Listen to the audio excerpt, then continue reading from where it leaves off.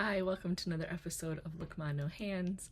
My name is Linda, and this is my podcast where I talk about my hobbies, which are crochet, painting, reading, watching TV and movies.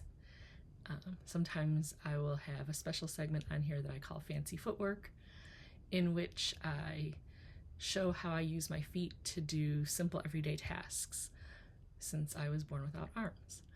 So this week, I don't have any more garments to feature of my crochet stuff, so I'm just wearing my simple black sweatshirt. I got this sweatshirt when I did an event with Dare to Try.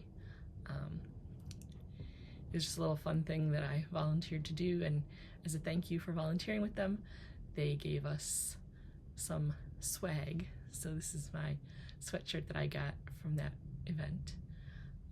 This week what I've been stitching, continuing to work on my granny square project. I am down to the last 3 colors that I need to finish to have all my squares completed. So once I have that, I promise the video about the project will come out and I will start kind of showing what's going to come of this big project and this endeavor that I took on this year, really, because I've been kind of planning it for several months, just trying to come up with the concept and figure out the colors and things like that. I won't necessarily say that I'm going to have a pattern written up, but it will be a concept that if you want, you can kind of work through it. I definitely will have information about how much yarn I used to complete it, what hook size I used, where I sourced my pattern for my granny squares, just information like that, so that if you want to do the project the same way I did it, you can, or if you want to just use my project as inspiration for your own similar project, you could do that too. Whatever you choose to do, or if you just want to look at what I have done, that's fine too. But if you choose to do the project according to kind of my loose plan, I guess you could call it, then I would love to see any pictures that you might have of that, and you can post those in the community section where people can make posts. Apparently YouTube is kind of going through and trying to have a little bit more interaction amongst its users, so that would be kind of cool to see any projects that you guys are working on if you want to post pictures. But other than that, that's all I've been working on. It's really a labor of love. I've been doing a lot of work on it. It's coming along really nicely. I have 2 sizable stacks of granny squares that I have sitting waiting here to be put together, and I'm excited to see the project all finished. I'm sure you guys are too. So that's what I'll probably be finishing out my year with. This week I've been reading quite a bit, actually. I decided to kind of dive into a little bit of juvenile literature, so I will talk about those books a little bit later. But I started out the week reading a book called One Day in December by Josie Silver. It is another romance. This one is fairly light on the spiciness. There's a little bit of language in it and a couple of bedroom scenes, but they aren't super descriptive, so that was decent. I don't really care for the extremely graphic descriptions of love scenes and things like that. It just isn't really my jam. But this book left a lot of that kind of stuff to the imagination, so that was good. The premise of this book is that the main character, Laurie, is young adult in her early 20s, and one day in December she's on a bus and looks out the window and sees a man that she just instantly falls in love with, and she just knows she has to be with him. Unfortunately, by the time they lock eyes, the bus pulls away and she never sees him again. She spends a year kind of trying to find him. She's looking for him at all the bus stops and in cafes, and just all she's just hunting for this guy that she just knows is destined to be her one and only. and she can't find him. And then one day, the following December, her friend invites her new boyfriend, her friend and roommate Sarah invites Sarah, her new boyfriend, invites him to a Christmas party and is very excited to introduce Laurie to her new boyfriend. And when the introduction happens, Laurie and the new boyfriend lock eyes and realize, oh boy, I saw you last year at the bus stop. So now she has to decide very quickly whether or not she's going to let her friend know, that guy I was looking for the last year, I found him. Well, actually, you found him. So yeah, the whole story kind of stems from that decision that she makes. I really loved this story. It was like so exciting to think, like, is she ever gonna find the guy? And then when she did find him, and turns out that it's her best friend's new boyfriend, and talk about just a hot mess of things going on there. She really struggles with the decision, and then all of the fallout from what she decides to do about the situation just makes for a really good, like, missed connections story. I didn't think I would really care for it, just because I really like the happy ending kind of stuff, and, like, I don't know, just the tension in it.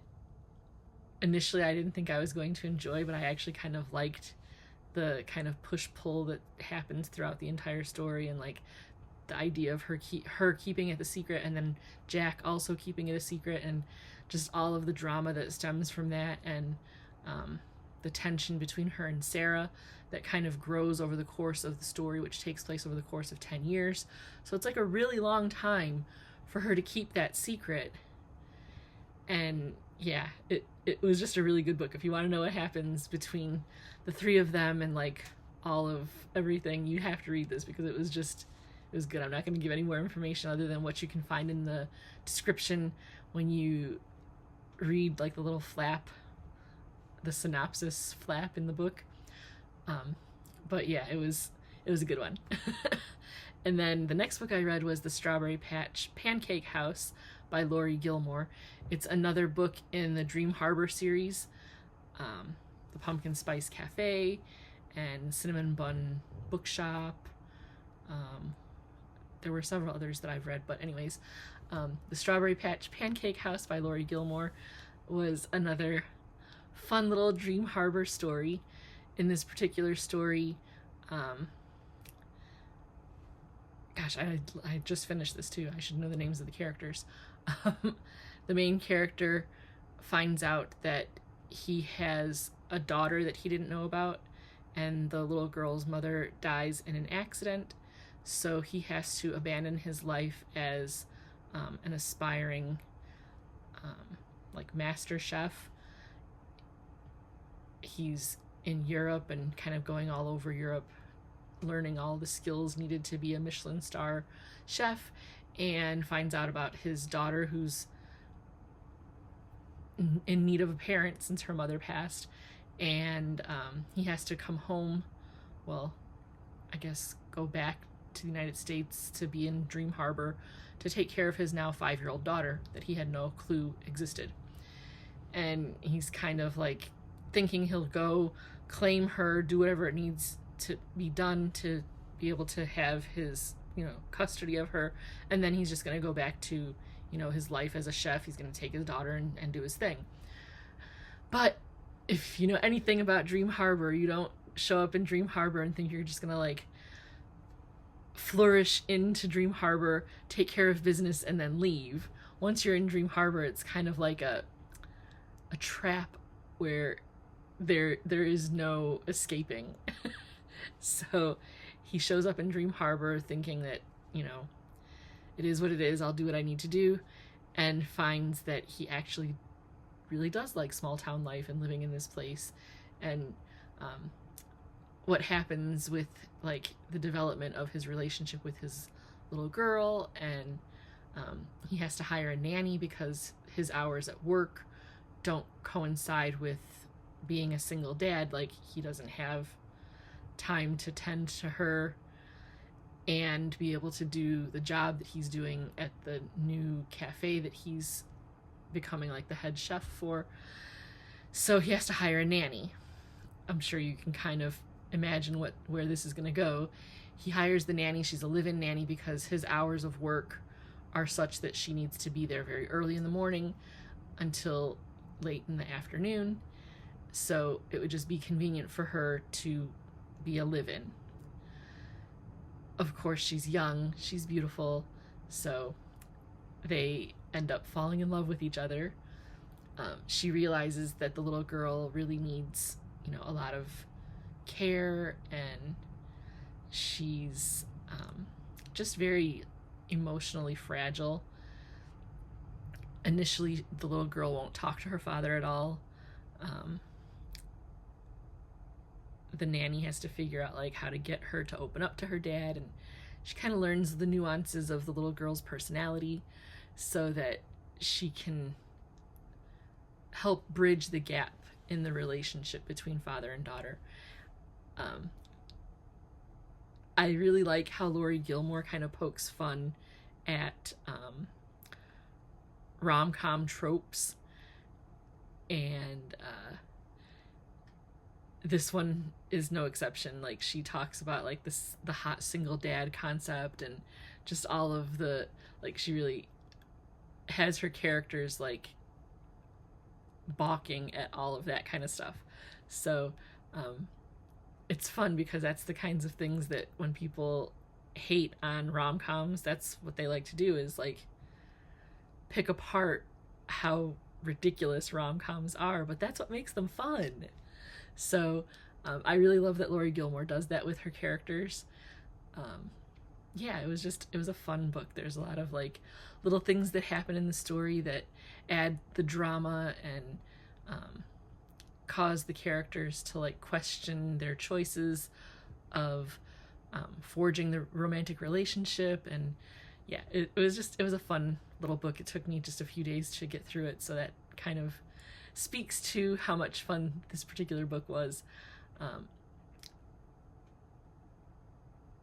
The level of spice is not quite as bad as some of her other books, but there is a little bit of graphic language and things like that. So if that's not your jam, then probably not the right book for you. But all of that aside, the general story throughout the Strawberry Patch Pancake House is quite fun. So maybe at like the 53% mark of the story, just skip through those chapters. But other than that, the rest of the story is a lot of fun. And then on to the juvenile literature that I read this week. As I was scrolling through Facebook this week, I saw one of my Facebook friends mention that there was an article about a book being banned in a Wisconsin library because the parents were upset about some things in the book. So when I hear about books being banned, I have to read them, which I think is kind of what kids think too. Like, if you're going to tell me I shouldn't read that, then I have to read it. So this book is called Wishtree by Katherine Applegate. Katherine Applegate is also the author of the book The One and Only Ivan, and a bunch of others, but that's another book that I've read that I really liked of hers, and this, again, no exception. The Wishtree was such a good book. It was a little bit shorter than The One and Only Ivan. This book is only about 3 hours worth of listening, and I liked it, and I can understand where someone got the idea that it needed to be banned, because of the climate of things right now with transgender and like gender norms and things like that, which in my opinion is so silly in regards to this book. The main character is a red oak tree, and in chapter 5 of this book, the main character, Red, the oak tree, explains about the word botanist and the jobs of a botanist, and then explains about the different kinds of trees and how trees basically like reproduce, and talks of like some tree species have trees that are male and trees that are female. So like ones that have the seeds and ones that receive the seeds in order to make more trees. And then some trees don't need to have the male tree and the female tree. The seeds of the tree are just there. And so those trees are not considered male or female, they're just trees.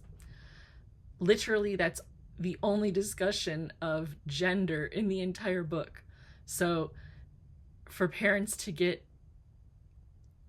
a book and say this book should be banned because this tree doesn't have a gender is just so silly. When you take it out of context, it can be inflammatory, but if you read the part of the book that got it banned and understand what they were saying in that book about Red not having a gender, it had nothing to do with social construct of human gendering. That aside, the main story of the book is about this tree called Red, who is a couple hundred years old and has seen a lot of the neighborhood evolve from the time of being a sapling to modern time that the tree is now existing. And it kind of tells the story of when the tree was young and why they call it a wish tree and all of that kind of stuff. The kind of like family history of the tree, it's all very interesting. The inhabitants of the tree and how hollows happen in a tree and how those are like scars, but bad things that happen to the tree can evolve and turn into something good for the community. And just it's a great story that should not end up being in the banned books, but I mean, everybody has to have their reason for getting upset about words, I guess. This book is not a book that I think has anything to do with what the parents were upset about. There is discussion of hate speech and hate crimes and how cultural diversity can sometimes be the cause of unrest. And Red kind of works to try and bridge the divide between a couple of families and young people in the community. Again, I really liked this book. I thought it was a really fun story about like the wildlife that occupies the tree, about friendship and how friendships are forged, about like heritage and family history. It was all like a really just fun story with this tree that can talk. I mean, it's a story. It's not real life, but I enjoyed it. It was a cute story. There's a lot of fun little animal characters in it. The animals scheme to try and make things happen in the story. So that's fun to think about, like just these cute little woodland creatures conspiring to influence the human world. It was a fun story. And then the last book that I read this week is called The Truth About Dragons by Julie Leung. This was a picture book. As a former kindergarten teacher, I kind of miss picking up books like that, so I think I'm going to get back into the habit of perusing the juvenile literature throughout the library. And even on the Libby app that I use to check out ebooks. Personally, I think that young children should still be read to from physical paper books with pages, but to be able to educate myself about the stories that are out there, I could definitely stand to go through some ebooks of the picture variety. And this book was one that I think is great for me to dive back into the children's book world. The Truth About Dragons is a story of a mom spending the bedtime routine with her young child, telling him stories of dragons as they exist in two worlds. We're led to believe that the character is a child who comes from a biracial family, because the story of one kind of dragon is how dragons are perceived in kind of like Western thought, where they're like fire breathing and they look like lizards and they have horns and all that kind of description of what we think of dragons in like the princess type stories like fairy tales and things like that. And then the child is encouraged to venture into the other world of dragons, where dragons are like sky creatures of cloud and water, and dragons are represented more in like Eastern culture. So it was interesting to kind of be introduced to the concept of dragons in various cultures, and it could be a great way to kind of investigate with children and help them venture into mythologies and fairy tales and things like that as seen from around the world. I always like doing that with my students, where we would read different kinds of stories that would show how things might be in Japan or how things might be in Germany and things like that. So it was always a lot of fun to compare different kinds of mythical creatures and fairy tales and stories that they might be familiar with in our culture, but then have roots in many other cultures. So this was a fun book, The Truth About Dragons by Julie Leung. Just a great little picture book story that could be read with small children just as a fun story, or reading it with older children can be then a springboard, as I said, to kind of jump into learning about other cultures and learning about mythologies as seen in different parts of the world. So just a lot of fun there. I have about a dozen books checked out for next week. I don't know how many of them I'll actually get through, but several of them are juvenile stories, so they won't take quite as long to read, so I'll probably get through maybe 4 or 5 books next week, so we'll just see what happens. As I said, I kind of miss taking time to read some of those youthful stories and trying to stay current with what kids could be reading and accessing and things like that. So I might be getting back into that with the new year. Yeah. What I've been watching this week, obviously my daily watch of General Hospital. Tim's been watching and he says, Thanksgiving was over like a week ago. Why are we still talking about it?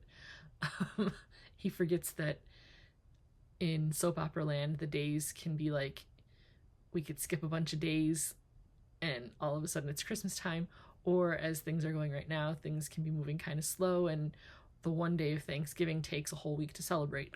So yeah, we're going through that. A lot of the storylines that we're interested in are moving along, and then there's kind of been a pause on some others, so we'll see what happens as the next week unfolds. We finished the Who's the Boss series. Tim was not super satisfied with the ending because it just kind of like ended ambiguously. Like, we assume that Tony and Angela get together, but it's not cut and dry. So he was like, yeah, that wasn't a very good ending. He wanted like a definitive answer of whether or not they got together. So he was not happy. The Golden Girls is something that we're still watching. He's realized that we're in the last season of that too. We started picking back up again on Everwood. We're watching that series. And then we're also watching The Resident, which is the medical drama from Fox TV channel. Right now, it's no longer on the air, but it is on Netflix, so we've been watching it on there. He likes it. Again, as I've said in the past couple weeks, he prefers The Resident to Grey's Anatomy, because Grey's Anatomy is very much about like the medical procedures, and it can get kind of visually graphic with like them looking like they're in a human body cavity, which he hates seeing that kind of stuff, and all like the medical procedures, like all of that just really bothers him. Whereas The Resident does a great deal more of the politics and business end of medicine, so he likes this one quite a bit more than Grey's Anatomy. I've been watching The Runarounds, which is a teen drama on Prime Video, and I really like it. It stars one of my favorite actors from General Hospital, William Lipton. I always liked him on GH, so when I found out he was in this show, The Runarounds, I was like, gotta watch it. And he does not disappoint. He's a fun character in this show, and even though I'm much beyond the years of young adulthood, I like watching this show. It kind of harkens back to my days of watching Dawson's Creek and all of that kind of stuff.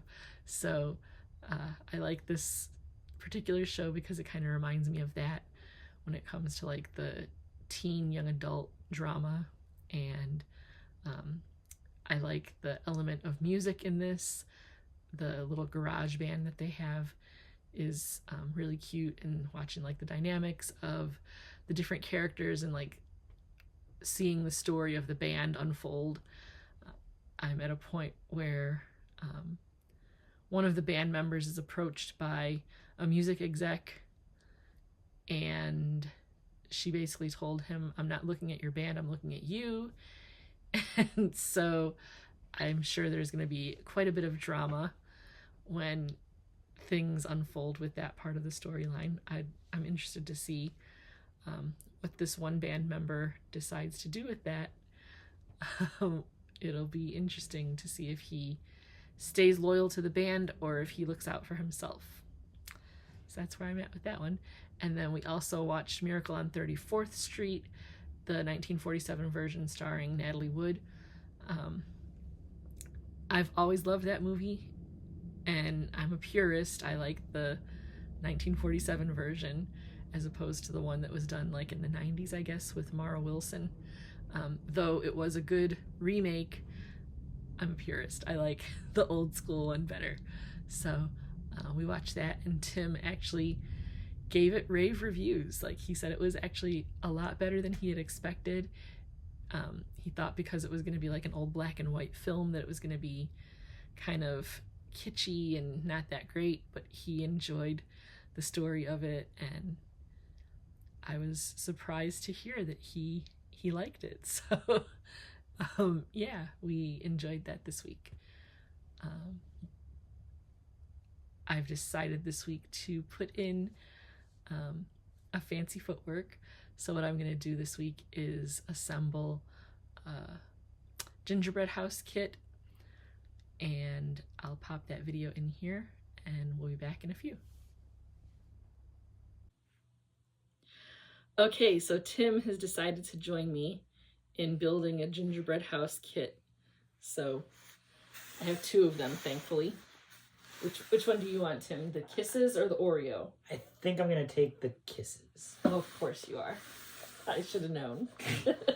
My little chocolate boy. What? So let's dig in.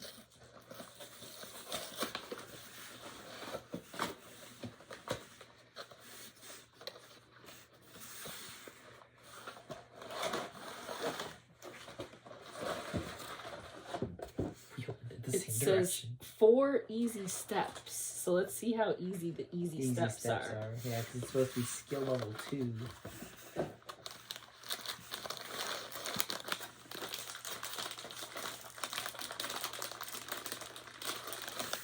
They gave me 3. 3 kisses? That's it. That's all they gave me.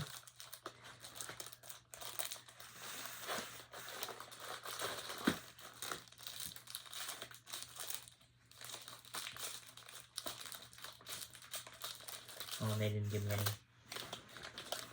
of the, whatever you want to call those then. Yeah, because mine's Oreos and yours is Hershey's Kisses. I don't get any kisses either, so. Oh, okay. I didn't know that. I didn't know they gave. So you know with this, you're supposed to like Knead smush it around? Yeah. But let's open our houses first. Oh, I think yours is a darker chocolate. Nothing fun.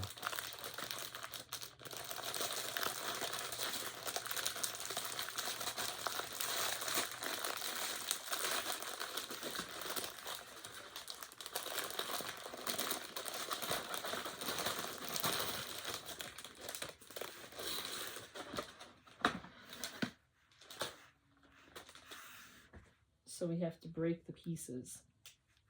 You know that's not going to be successful, No, right? it isn't. We're going to destroy this house. Oh. You did it. Mine came apart pretty easy. Okay, there we go. That's good. I got it. Okay. Just got to be gentle, I guess. Yeah. I guess. Mine's coming apart pretty Oh, well. good. That one worked too. I guess I'll be doing the same thing you're doing here, putting mine on the... Yeah, on the tablecloth. Yeah. Okay, you know the first one broke really easy. The second one's not going to be the same. Okay, that wasn't bad. No.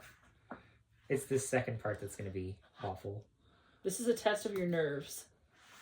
Oh, it worked. Oh, it totally worked. I think mine broke a little bit crooked on that one. But it's okay.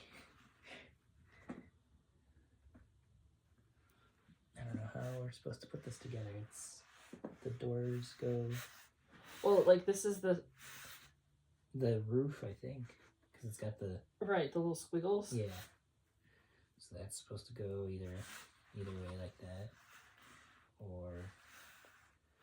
So, I can't decide if I want to build mine like this. Because building it inside of there, I think is going to be too hard for me to do. I think you're right.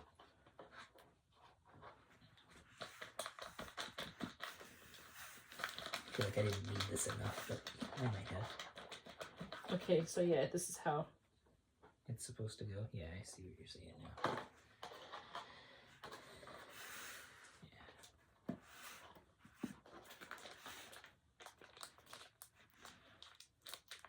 It's definitely gonna fall over. That another test of your patience can do is...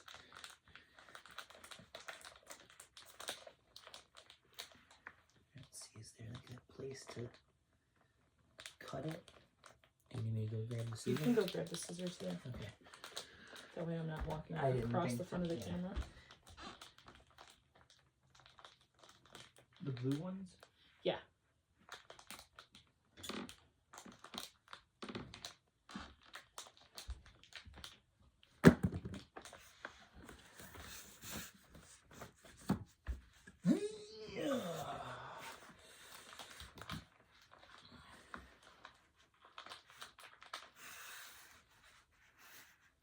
Do you want me to cut yours? Yeah, just so I don't cut myself. And whatever frosting we don't use, I'm going to eat it. Well, whatever frosting we do use, I'm going to eat it. Oh, you're going to eat your gingerbread after you build it? Yeah. Oh. Okay.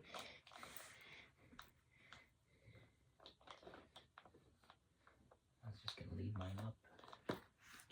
Oh, this is dessert. We didn't even have lunch. I mean, dinner yet. Well, it'll happen. After dessert, I guess this is lunch dessert. No, we build it now, then take pictures, and then have dinner. Have dinner. And then eat it. And then eat it.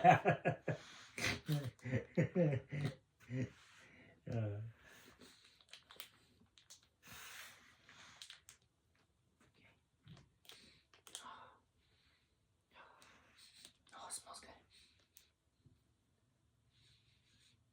Oh, yours is to match the darkness of the Oreo. Duh.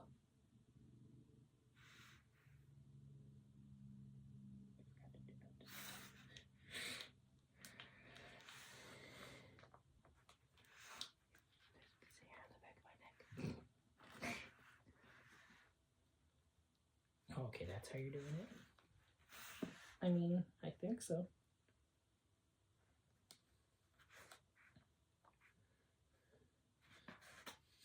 Oh, I was holding it the wrong direction.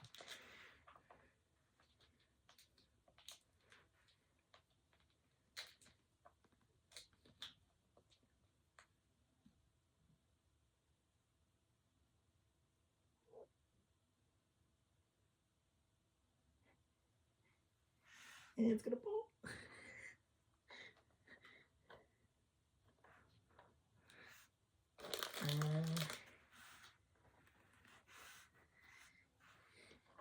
Oh. Redo.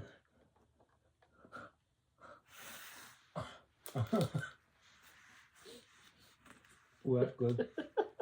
What? I'm just laughing at you. I didn't do nothing.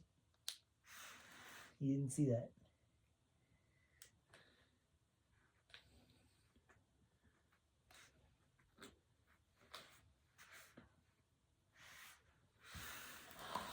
Oh, you put some on there. As On the base of the cookie. Oh, the cookie. Okay. Because then I don't have to try to hold it. Oh, it's doing it again. Like plasters. There we go.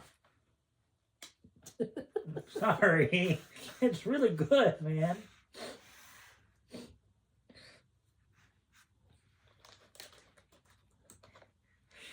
They're gonna laugh at this part. I already have a feeling you guys are gonna laugh at me because I'm just eating it. I'm not even building.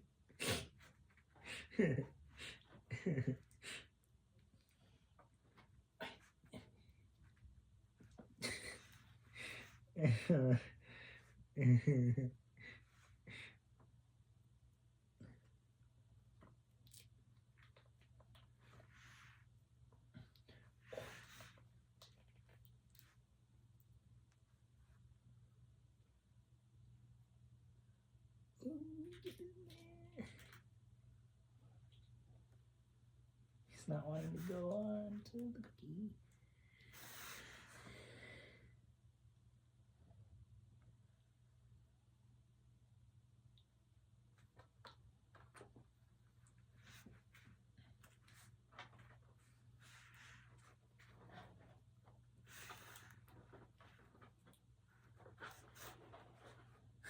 My cement is not wanting to hold. Hold. It's gonna... I think my problem is I can't squeeze it out in a big enough glob. Oh, I got some on my heel. How did that happen? Oh, that's really good. I need to stop eating it so that way we can actually you have enough to like assemble. Build with it. It's not staying. I don't know why it's not staying, but it's not staying. Stay. Oh, this is stubborn. I didn't put enough. That's the problem. You're like, yours is getting really good. I think when you're done, you're gonna have to hold mine so I can plaster. Put it together. Otherwise, I don't have enough appendages for this job.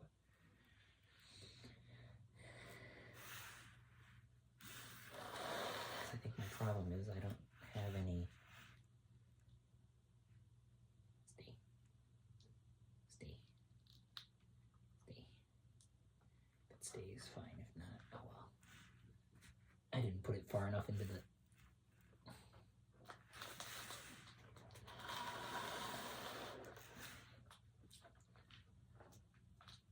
Oh, it's staying. Oh, I got it. Oh my gosh, Mom. What? You used a lot of frosting. I called it cement.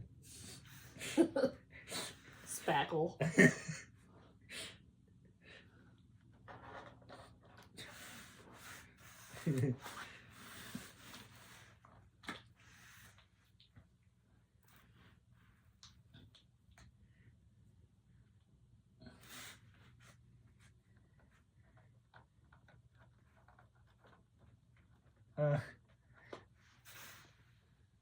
No.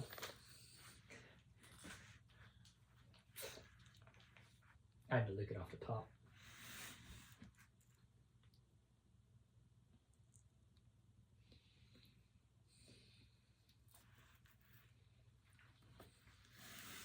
Oh. Oh no, it's on there.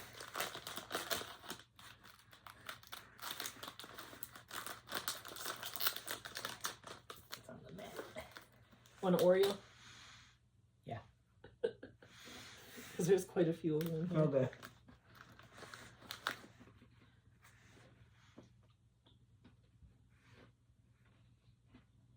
Well, those are good. Yeah, you want an Oreo? Yeah.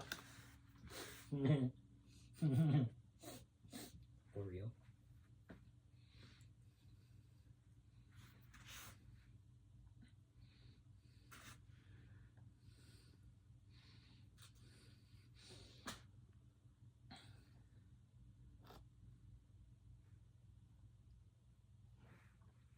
This one wasn't put together right, so I'm gonna eat it. Okay.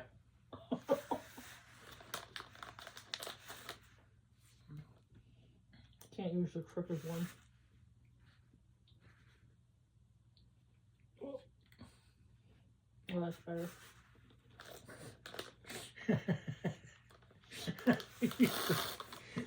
What, the one that was not put together properly. What the heck is wrong with you? The crooked one wouldn't sit on top properly. Okay.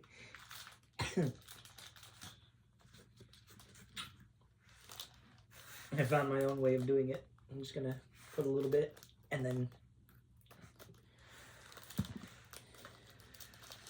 You know what I always say. Find your own way. You do you, boo. I was just trying to make it rhyme, that's all. Because you said, you know what I say.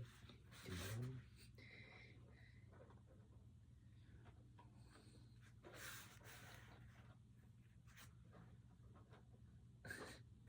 Okay, now what am I supposed to do?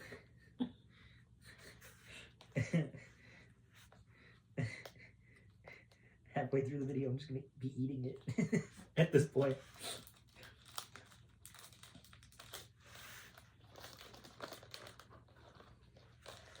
Oh no.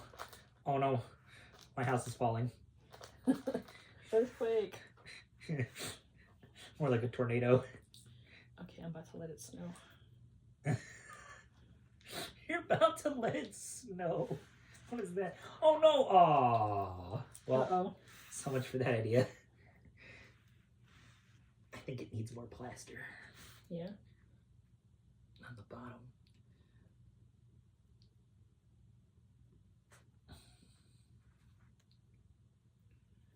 It was unstable. What do they call it? Unstable, Unicorns.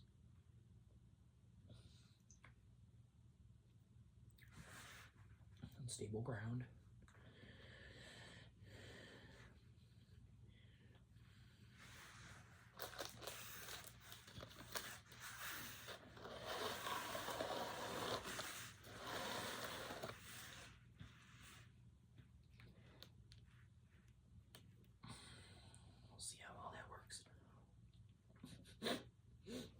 And this also gives me a chance to eat more of the frosting. I think Tim just wants to eat frosting. No, I'm okay. I'm okay. I don't need to eat frosting. I just need to... Okay. Give me yum-yums.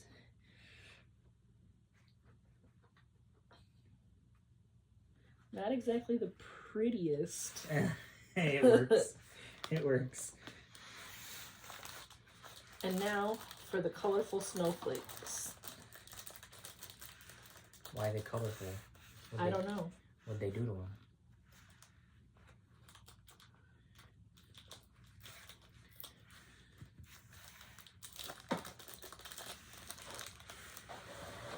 I'm knocking one side of my house down so that I can plaster.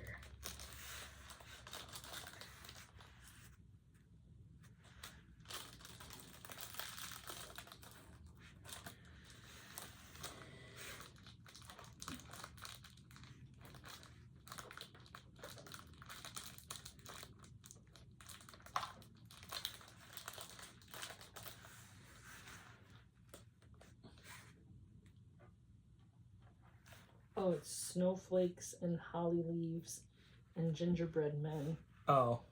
and candy canes. Do they taste different? That's the question. I doubt it. They taste like sugar. And what does sugar taste like? Sugar. Good. Mine's gonna be awful. My gingerbread man is upside down. I'm gonna leave him like that because then it's kind of like National Lampoon's Christmas. He's like falling off the roof. National Lampoon's Christmas.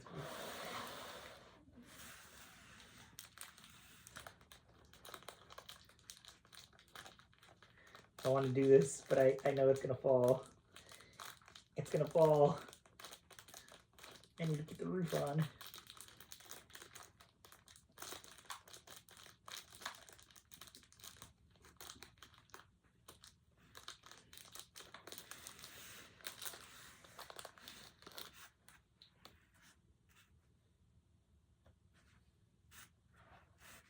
Oh.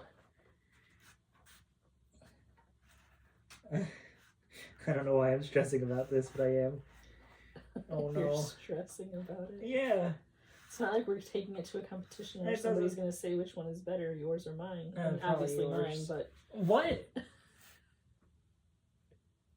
Obviously yours? it's not like it's a competition, but obviously I'm winning. Whatever, go away.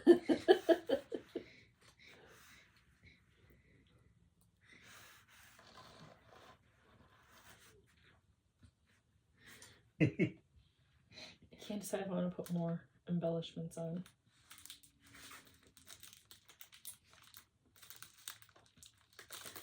Oh, I know what I'll do. I didn't put any. Yeah, you're gonna have to help me.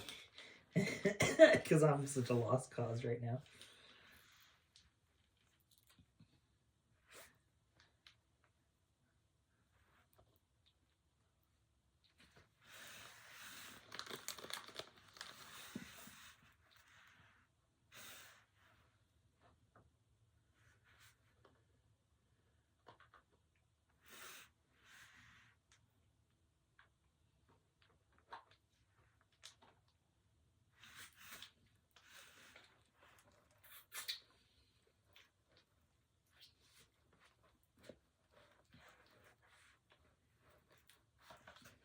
I want to stick on the doorknob, but the frosting won't cooperate.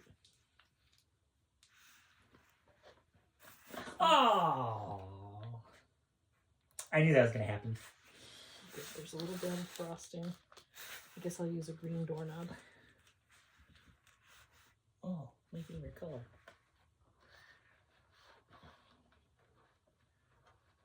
Yeah, because there's no purple.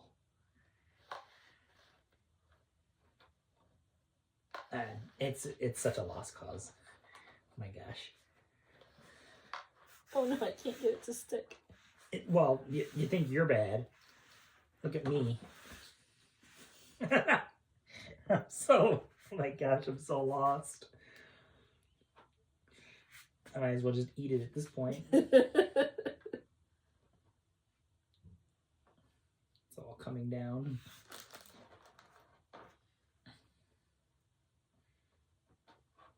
Oh my god, this is so frustrating. You don't even know.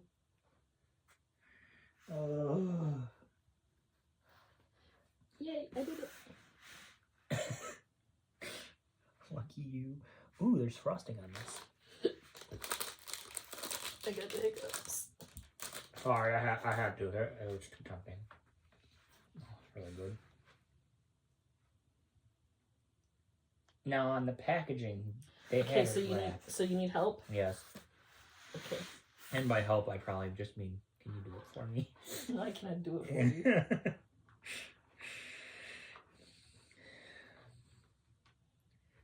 Okay. Now I gotta get the roof on.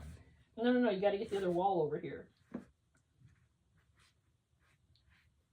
You gotta put more juice on it. I mean, more glue on it. More juice on it? Whatever, more sticky stuff. More stick-em-ups.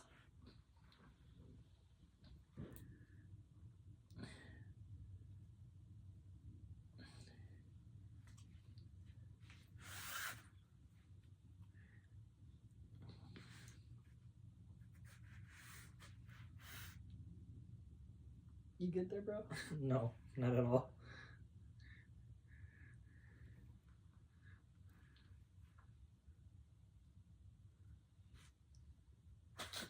Then what we do is go like that, and it just totally just got all over my toe. That did not work at all. That was not what I was expecting it to happen.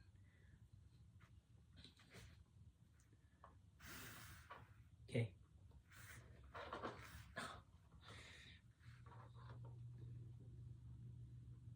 I put them in the opposite directions.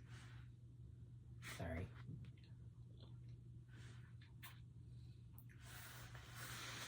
Okay, let me help you with your rooftop. Yeah. That's so good. I'm so worried it's gonna fall. It's gonna fall. Oh, it's okay. Hang on. I know. Let me know when you're ready for it.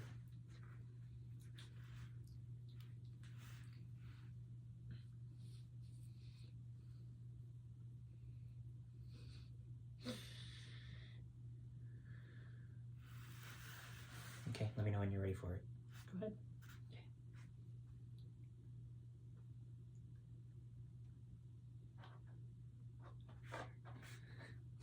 Oh my gosh. Looks like one of the houses out of a Tim Burton film. No offense to Tim Burton, because he's a great... But he likes to make everything wonky. He tends to make everything wonky. It's like those playhouses that they build intentionally crooked. Yes. See, you're very avant-garde.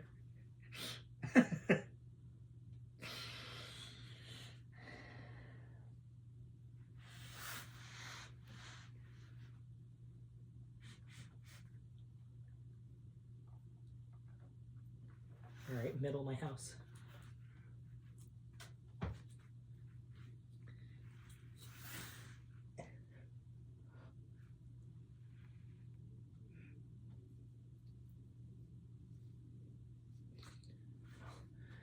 Press them together the best I can. Oh, it's together. Yeah, it is. Now you can decide if you're going to unwrap your Hershey's Kisses to Yes. stick them up there. Because who leaves Hershey's Kisses wrapped? Well, it's nice and sparkly that way. No. I'm gonna need the skeezers.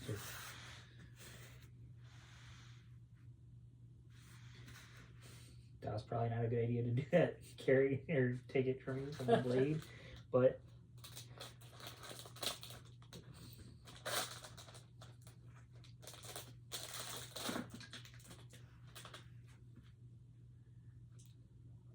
I guess they're staying wrapped because I can't unwrap them. I can unwrap it for you.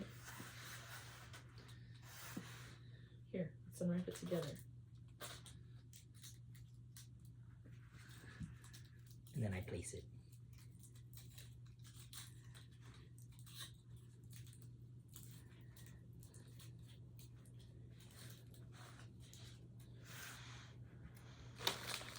Oh, now I see why they left them wrapped. Oh, you want to place it? Yeah, I'll do it. My bad. No, you're good. Now I know why they left them wrapped. Whatever. It's a chimney. I don't know what chimney looks like that, but okay.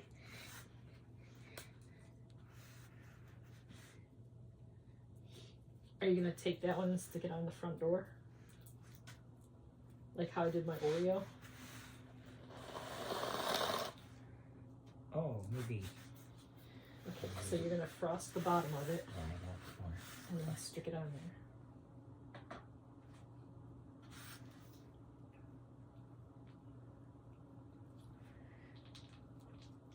It's warm.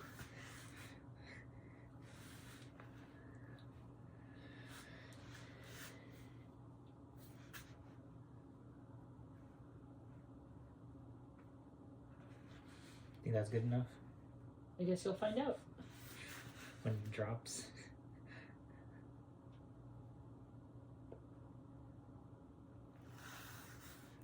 Okay, you're gonna have to, yeah, hold it steady.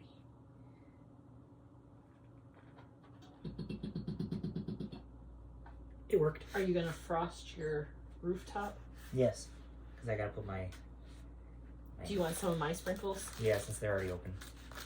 Well, no, because these ones are like the red, white, and green Oh yeah, I want those deals. ones. Yeah. Oh, you want these ones too? Yeah, I want those Because it's the same as the Yeah. ones you have. ones. Yeah. How do you want me to? How do you want me to do this? Okay, I see how you do it. Huh.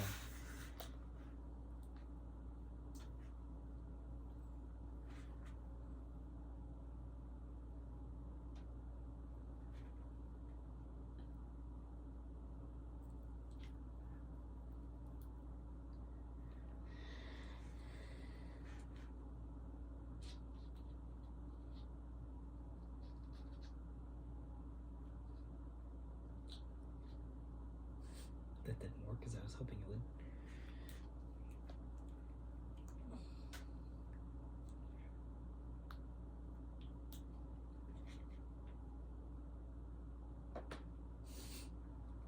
Oh my gosh, this is a disaster. Can you frost it? Can I frost it?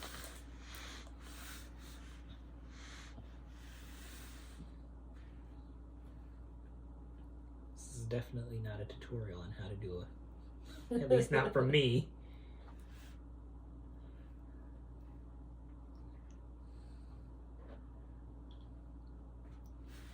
You're trying to like test my skills by moving it around while I'm trying to ice it. My bad. I didn't mean to. Here, Mom, help me.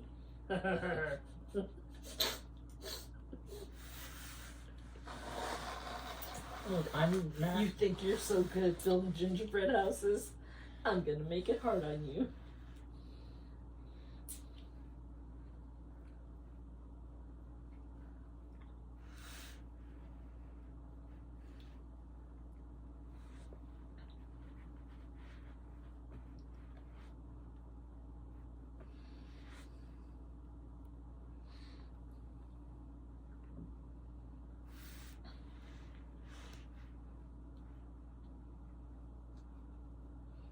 Okay, now you can sprinkle it up.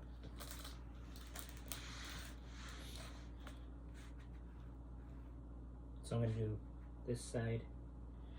Yeah, do whatever you want. Yeah. And I opened the hole up bigger, so I don't know if you want to Sorry. Just dump. maybe put them like on the tablecloth, and then you can like pick them up and put them on there. Oh, oh my goodness. I told you I opened the opening bigger. I didn't realize you meant like big enough that they were gonna just like fall out.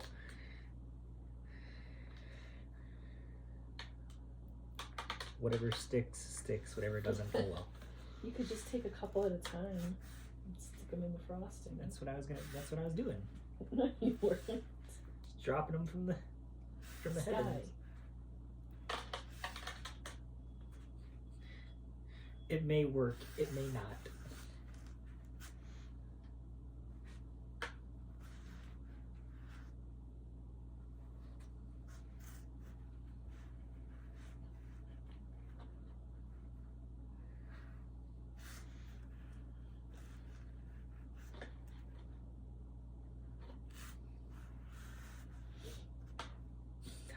want to stick. Oh well. There we go. It's still not stuck, but okay.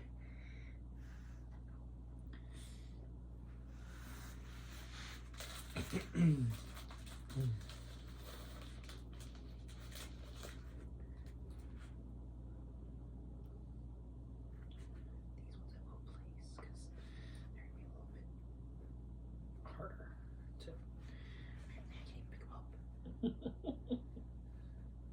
my gosh. Oh my goodness, what is my problem? Don't laugh at me.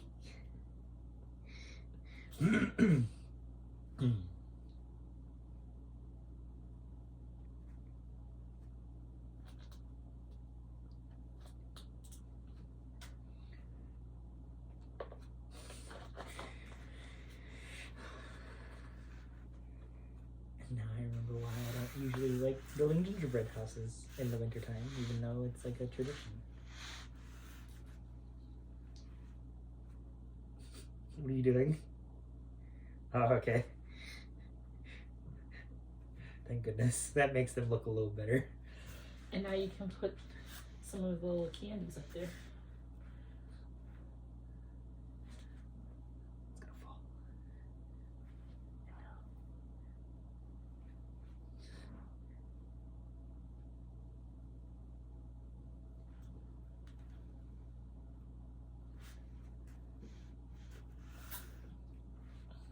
You want me to do the other one too? Yeah, go ahead. Put a red one on that one.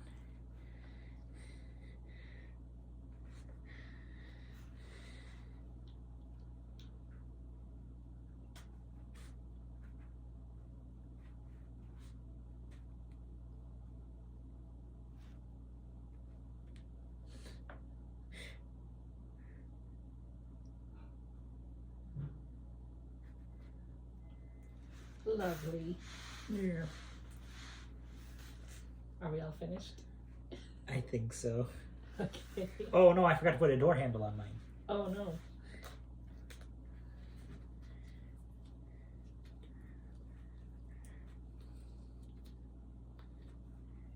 Can't have a house without a door handle. I would put the stuff on the... You did green. Okay, I'll do red.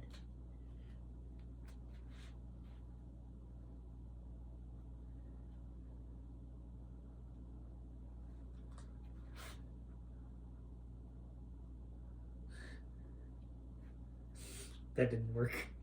Oh no. Now what do I do? I don't know.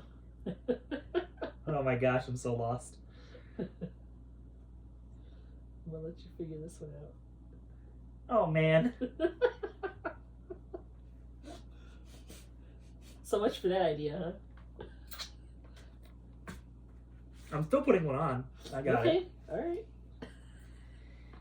it. Look, I'm doing this. Okay, I got some on there. Okay, now what? Now I gotta get the excess off.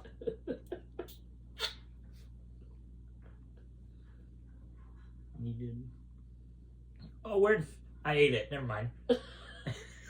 Like, where'd the ball go? Let's try this again. Okay. This time without making a fool of myself.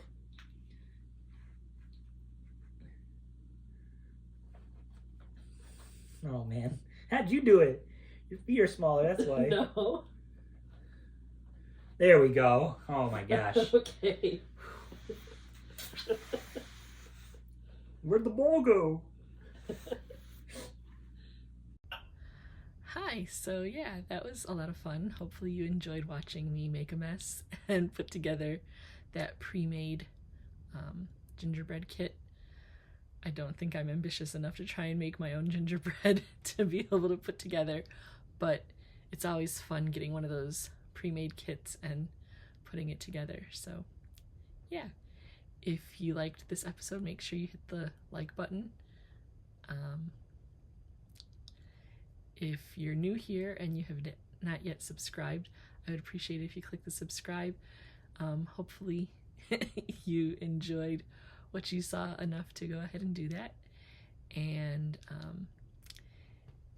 if you have any feedback as to what you saw this week. Go ahead and drop it in the comments. Let me know what you think. Let me know what some of your holiday traditions are. And I hope I'll see you back again next week. All right.